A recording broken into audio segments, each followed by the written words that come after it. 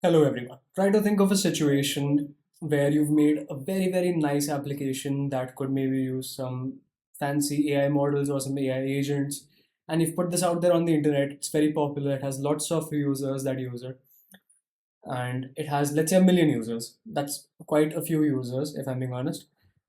In this application, you try to log in one day. You put in your email, you put in your password. You notice that it is taking a long time just to log in, 30 seconds, 45 seconds, you don't even know. You think to yourself, well, what can I do to reduce the amount of time taken for my website to process these database queries? Because if I'm putting in an email, what is happening on the inside is maybe that email is being searched inside my database, the relevant password is being fetched, matched, and then the result is returned. So you're thinking to yourself, is there a way to make this email search faster inside this database so that I can log in faster? And you just start to think on a bigger scale. What all can I do to make my database more performant so that my website is just fast in general? Well, if that's something you've encountered, or if that's something you would like to prevent in your own application, you've come to the right place. This is the right video for it. And here, we're going to talk about some database optimization techniques or techniques that will help you scale your database better and just serve more users without crashing or lagging. So without further ado, I want to get down to the first concept right away, and that is something called indexing. So what does indexing actually mean? Well, I've got this very heavy cookbook over here. I don't know if you can see it with the green screen, but this is a very nice cookbook.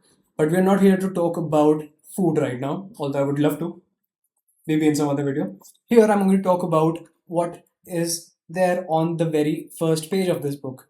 That is the table of contents or the index in this particular book, like any other book. An index usually ends up pointing to a certain chapter or a certain section inside a book. And there we just know that if chapter 1 is on page 1, chapter 2 is on, let's say, page 25. If you want to go to chapter 2, you don't have to read all 25 pages first to go to chapter 2. You can just jump to page 25 right away and you can get started. That's faster, right? That is basically what indexing is in databases. Let me try to explain that with the help of a diagram. Here you see is a database table, and we've talked about tables and rows and columns in the previous video, so just try to make a connection with that. So we have this table over here that stores exam results of a certain exam that some students have participated in, and we have their marks in this particular table with their name next to it. All right, so you see Alice scored 89, Bob scored 80, so on and so forth. I scored 100 over here, which is great. And I'll just put myself on the small screen. I scored 100. That's perfect. Can't get better than that. But the point is that this is just six rows. What if there were millions of rows or billions of rows even in this particular database? Do you think that if I want to look up people who have scored, let's say, 80 marks, like Bob has over here, do you think it'll be a fast process if I have so many rows in my database? No, that is where indexes come in. So when you apply index, let me just draw a comparison with the table of contents that I just told you. So in my table of contents, I had my chapter name and my page number, right? Just make a connection of these two entities with the columns in your database with your chapter name, and your page can be thought of as the memory address memory address of that particular row in the database. All right, so you apply indexes on one or more columns. Here, what I've done is I've made an index, applied it on the marks column that we have over here. Yeah, I've applied an index on it. So this is what I get in return. So I get all the people who have scored 80 in one part of the database, and you'll notice that I don't store all the data over here, just one pointer that points to the relevant row of the main table inside a database. Then we have people who scored 89. Lastly, we have one person who scored 100. That's me. So This is basically an index. So when you want to look up people who've scored 89 marks in your exam, your database, your query will not be scanning through all rows one by one. It will refer to your index. It will check that there is an index on the marks column. It will simply check out these three rows, and it will know that, okay, we just have to go through these three rows and return the results. It's much faster, especially in a database that is much, much larger. All right. So that is something that you can implement in your database. But your next question would be, okay, well, if we are not really storing all the information over here, why don't we just apply an index on all the columns? Well, there is a very good reason for that. So you're not supposed to over-index a database. Why?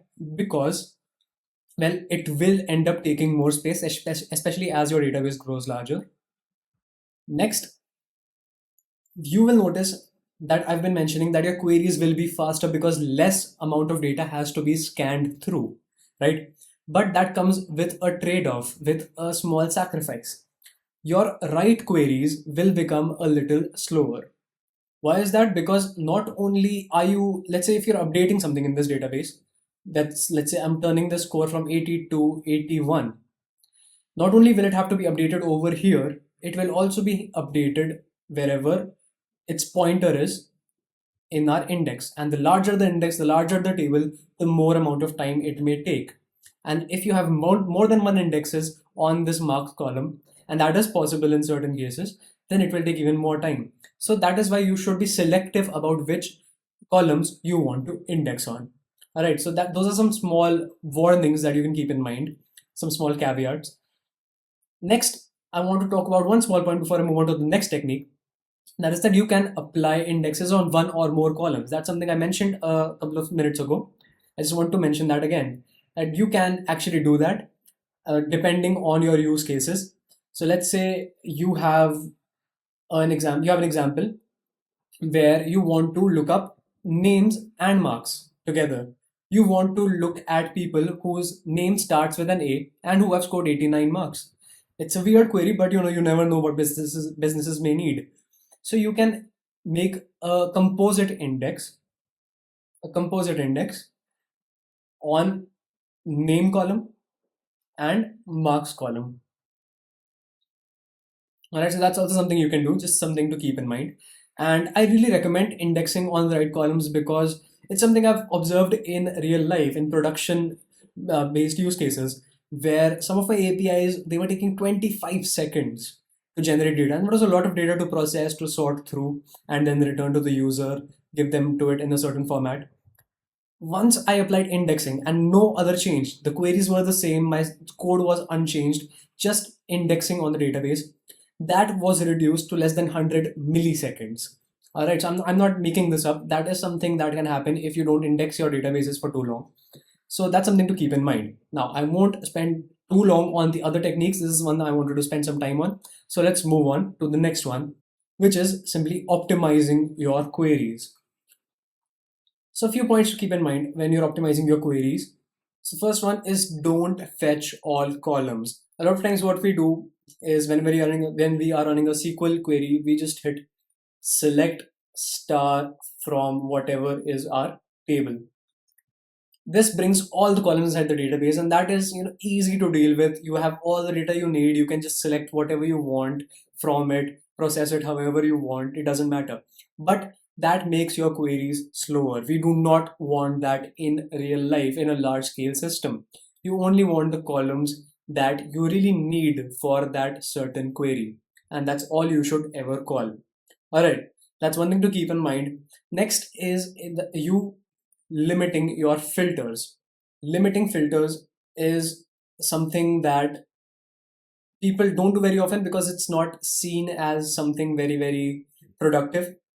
And people just like to add all the filters in a query to just to be sure of their results. But what that ends up doing is that when you are passing through each row inside the database, you're trying to scan through all the results, a comparison is made, especially when you're doing a where clause inside any sort of database, where ID is equal to something, or name is equal to something, or email is equal to something if you're trying to log in to a certain system. So if the more columns you add, the more it has to check in with each column whether the value is matching or not matching, and that can also add more time to your queries. So we do not want that either. All right, so that is something we have over here. Then next point that I want to bring up is avoiding subqueries. Now, when you're a beginner, this subquery is something that you are very much attracted to, because not because when you're trying to get something from one table, let's say it's the orders table from an e-commerce website, you get all the order information, but then you also want data from the users table. So you just make a subquery on user ID and also try to fetch data from the users table, and that is something that again adds more complexity to your code. So just try to avoid subqueries, especially if having a faster API is your goal. Just keep something to keep in mind, although it's just a good practice to just not use them at all unless you are trying to implement something analytical. If you're trying to generate a report, then you may need to, but in a general case, a customer facing case, that may not really be the case. All right, so just try to avoid it if you can. Then a lot of database engines have something called explainers on their platforms. MongoDB has it. I've seen SQL have it. MySQL. I think it was MySQL at least.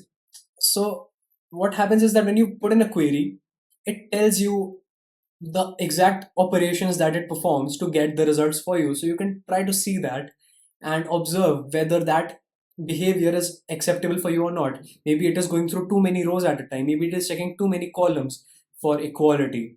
And maybe that's just something you can lean a little bit. And that's something you can utilize just to optimize your queries a little bit better. All right. So the next thing I want to discuss now is schema design.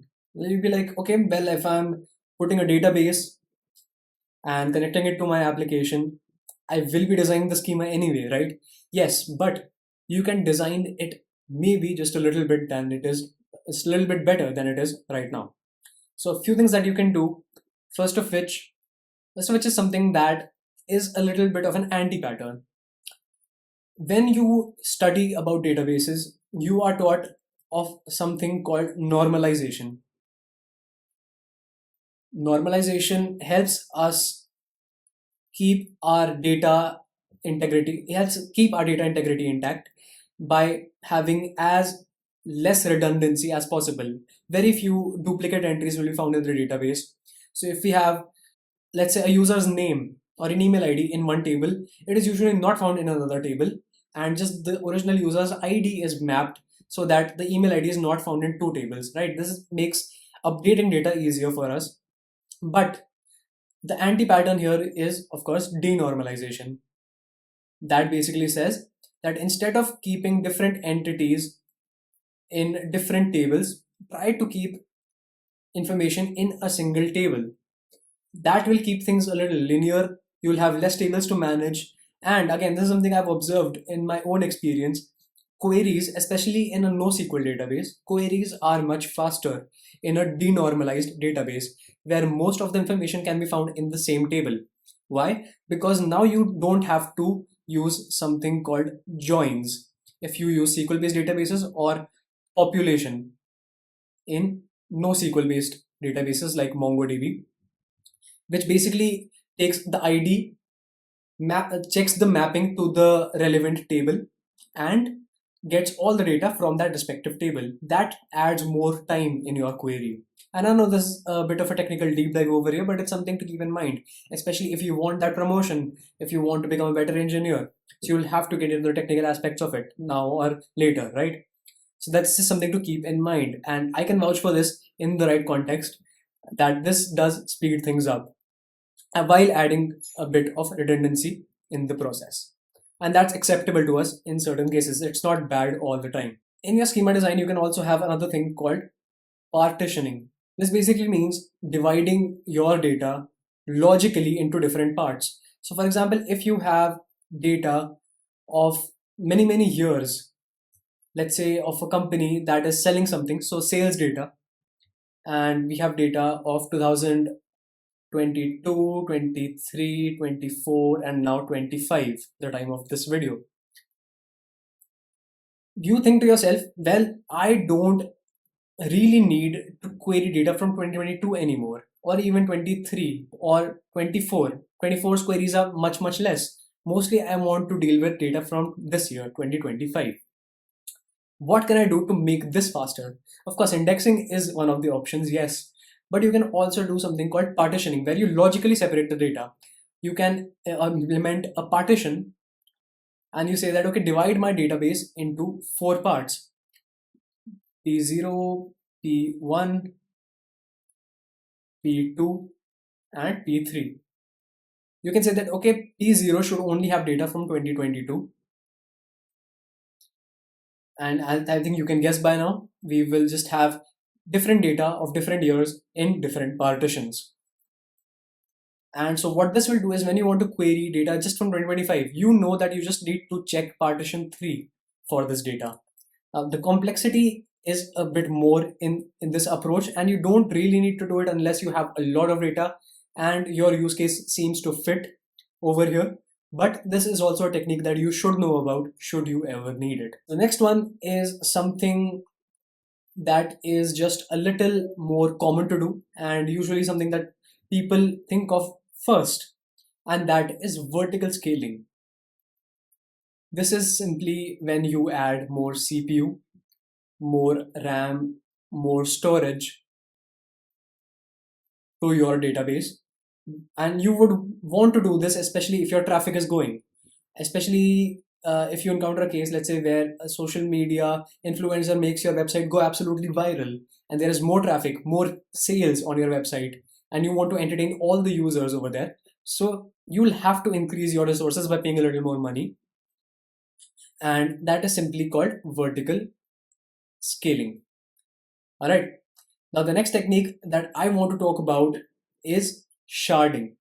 Now, sharding is very similar to what we had over here when we were talking about partitioning. The difference is that in sharding, this data is kept on different servers itself. So here data is kept on different servers. And this is typically used when you have a lot of data in your database, and only then should you consider this option. And again, it's just a logical separation of data, and you might want to do it in a case where, let's say, you have a lot of customers from Europe, a lot of customers from India, or just two different sections of customers. You think to yourself, well, is there a way to have some servers up in Europe itself, especially if you're using something like AWS? AWS gives you option to deploy servers in Europe and in India. So you say that, okay, I want some part of my database to be active in Europe, some part of my database to be active in India. So you will introduce shards, one or more shards to your database. All right. That is something you can do. Divide your database into different chunks and deploy them separately. And of course, it is complex to manage because now you have to deal with different infrastructure to query your data, or even to write your data. You need to know which shard it should go to. It's very similar to partitioning in terms of complexity. But the thing is that this is what makes horizontal scaling simpler for databases. So it's also an option that you can keep in mind. The next one I want to discuss is replication. Here you have again multiple servers in your database. I'll have, let's say, 3 over here. And here, what will happen is that I will choose one as the primary server. The others will be secondary servers. So what you can implement, one of the techniques that people implement when they're trying to implement replication, is that they will write all the data to our primary server and read all the data from the secondary servers. And when this data is written to the primary server, it is eventually synced to our secondary servers. Now, there are, of course, more concepts here, such as synchronous replication, or you could also do this asynchronously. And there are, of course, pros and cons to each technique. And if you're trying to if you're trying to synchronize all of your databases at the same time, whenever your query is made, it will make your queries a little slower at first, especially the right queries, because all the servers need to be updated. But all of your data will be up to date at the same time. Asynchronous replication, what will happen then is you will just send it to your primary server and you will have something called eventual consistency. That your data is written in the primary server, and after some time, maybe a few seconds, maybe a minute or so, the data will be available to the other servers inside your database architecture. Why is this used? This is used again to scale horizontally to serve more traffic. Because if you're, let's say, having an application where writes are less, reads are a lot more. Let's say something like, again, YouTube or Instagram. Maybe less number of photos are posted, a lot more people are seeing one photo, right? Something like that.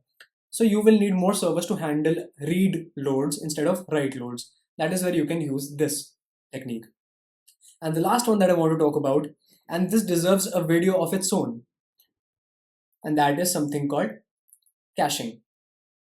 Here, to put it very, very simply, you make a query to your database that gives you certain results.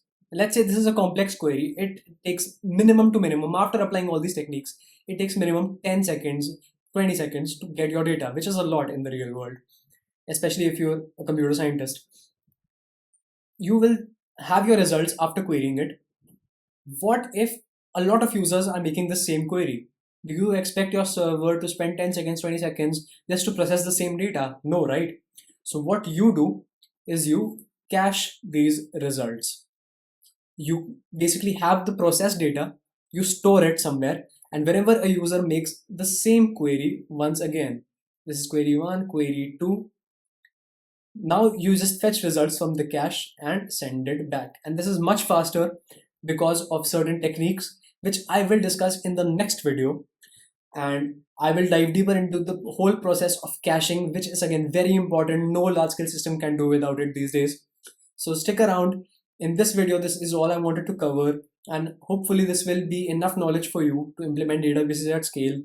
And I'll discuss caching in the next one. So that is where I'll see you, and stay tuned and follow for more.